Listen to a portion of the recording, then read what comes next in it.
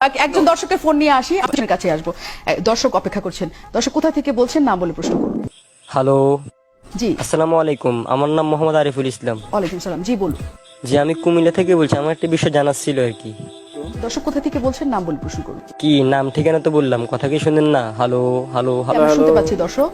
আচ্ছা আচ্ছা, একটা বিষয় জানার ছিল, সেটা হচ্ছে আপনার যে মাঝে মাঝে টেলিভিশনের টকশোতে বসে ইসলাম বিরোধী যেসব টকশোগুলো করেন, আমি একটুখানি আপনাকে একটু থামাই। আর আমার পুরো বিষয়টাতে শুনবেন নাকি?